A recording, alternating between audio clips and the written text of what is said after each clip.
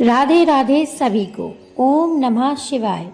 सभी शिव भक्तों का इस पावन वीडियो में हार्दिक स्वागत है। सावन का महीना भगवान शिव की कृपा पाने का सबसे श्रेष्ठ समय माना गया है। इस पूरे माह में लाखों श्रद्धालु शिवलिंग पर जल, गंगा जल, बेलपत्र, धतूरा और पुष्प अर्पित करके भोलेनाथ का आशीर्वाद प्राप्त करते हैं।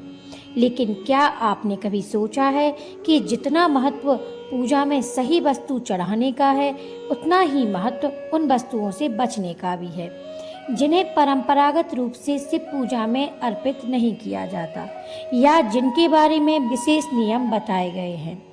तो आज हम इसी विषय पर विस्तार से चर्चा करेंगे। आइए जानते हैं कि सावन में भगवान शिव को कौन सी वस्तुएं नहीं चढ़ानी चाहिए और इसके पीछे क्या कारण बताए जाते हैं।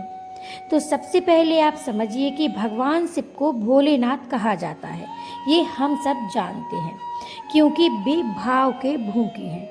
यदि कोई भक्त सच्चे मन से केवल एक लोटा जल भी अर्पित कर दे तो भगवान शिव प्रसन्न हो जाते हैं।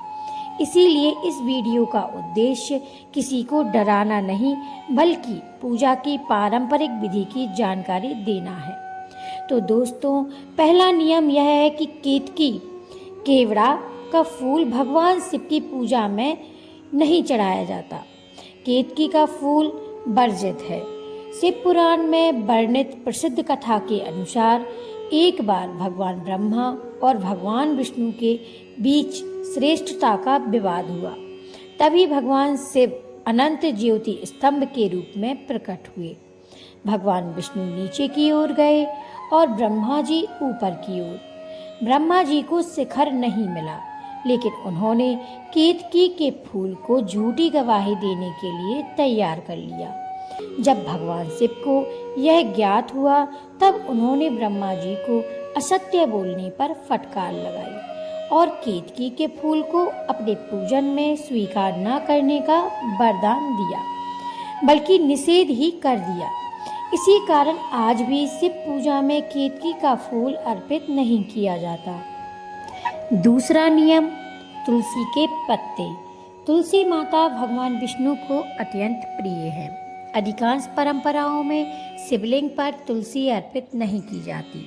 इसके पीछे जालंधर और वृंदा से जुड़ी प्रसिद्ध कथा का उल्लेख मिलता है। हालांकि भारत के कुछ क्षेत्रों में स्थानीय परंपराएं अलग हो सकती हैं। यदि आपके परिवार या गुरु की परंपरा अलग है तो उसी का सम्मान करना चाहिए। तीसरा नियम, हल्दी। हल्दी को शुभता, विवाह और सौभाग्य का प्रतीक माना जाता है।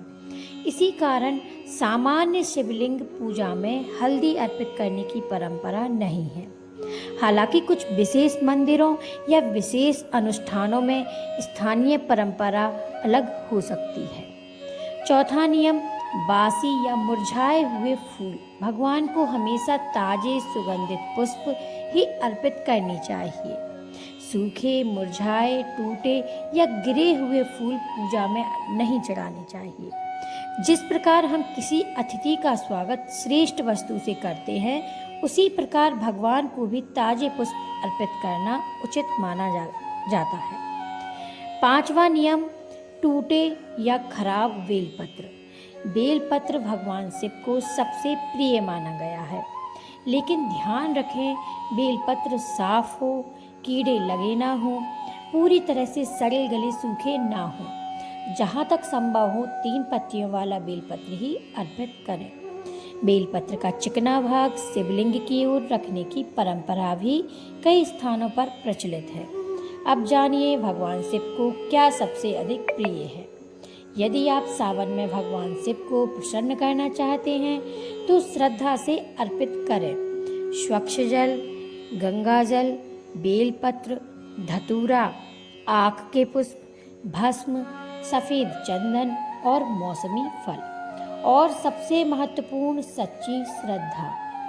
पूजा करते समय इन बातों का भी ध्यान रखें कि शिवलिंग पर जल धीरे धीरे ही अर्पित करें।